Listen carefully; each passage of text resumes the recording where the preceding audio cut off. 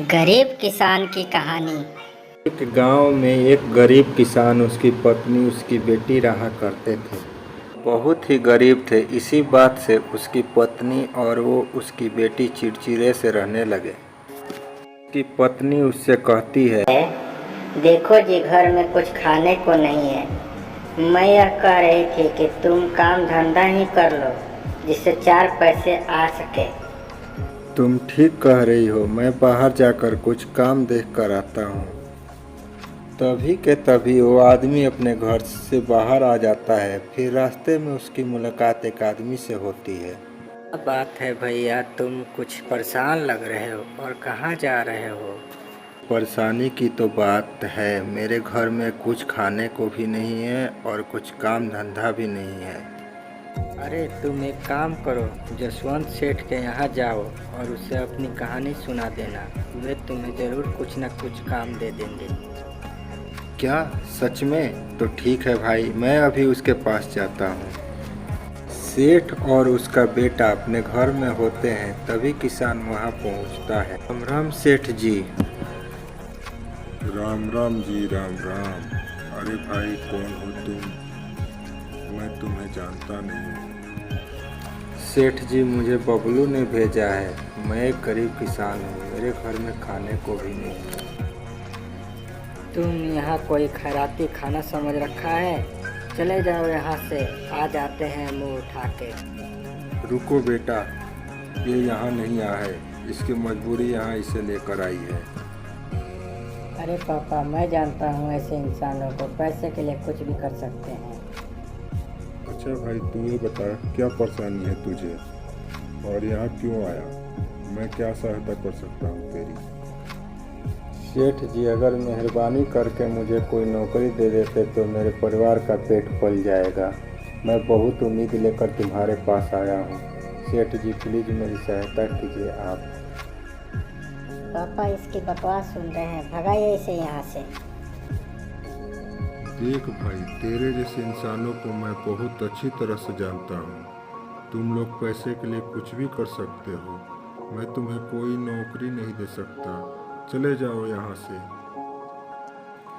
नहीं नहीं सेठ जी, मेरी यकीन कीजिए, मैं बहुत उम्मीदों से तुम्हारे पास आया था।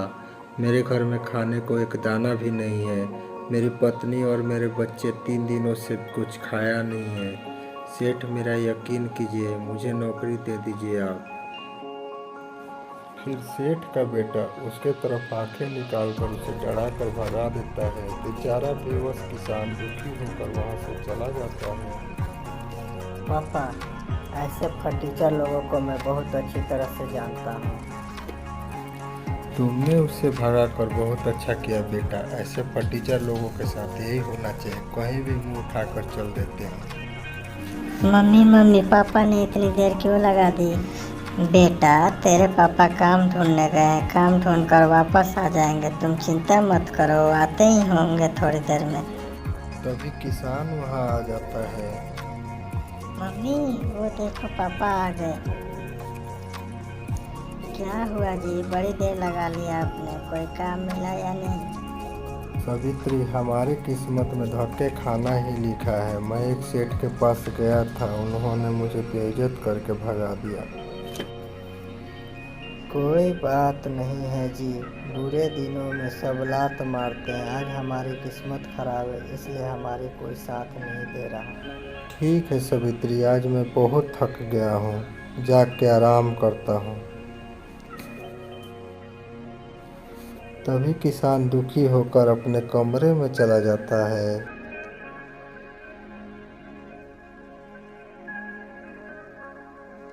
फिर अगले दिन सेठ बारिश में भीगता हुआ आता है। अरे ये तो वही सेठ है जिससे मैं नौकरी मांगने गया था। फिर किसान सेठ को बुलाता है। अरे सेठ जी, बारिश में मत भीगिए, आप बीमार हो जाएंगे। मेरे घर के अंदर आ जाइए। फिर सेठ किसान को देखकर सोचता है, अरे ये तो वही आदमी है जो मेरे घर पर नौकरी मांगने आया था। चलो थोड़ी देर इसी के घर में काट लेता हूँ। फिर सेठ किसान के घर में चला जाता है। किसान अंदर से उसे अपने घर में ले जाता है।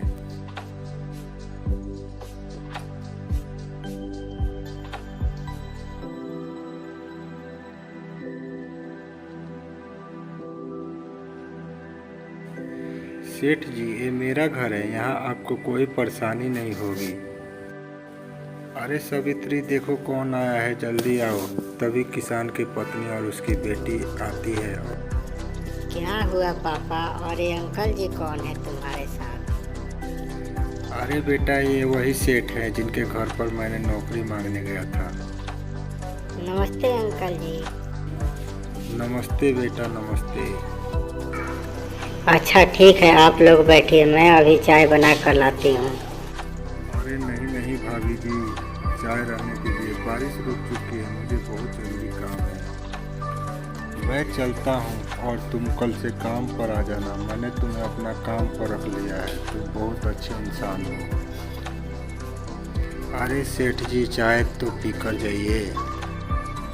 अरे नहीं भाई, चाय रहने दो, मुझे बहुत ज़रूरी काम है, मुझे पहुंचना होगा। तुम कल से दुकान पर आ जाना। ठीक है सेठ जी, जैसी आपकी इच्छा, मैं ज़रूर आऊँगा। फिर सेठ वहाँ से चला जाता है। तभी किसान की पत्नी बोलती है, सुना जी, आपके सेठ जी ने आपको नौकरी दे दी है। तुम सही कह रही हो सावित्री, सेठ जी उतने बुरे नहीं हैं जितनी हम सोच रहे थे। उन्होंने नौकरी देकर बहुत अच्छा काम किया।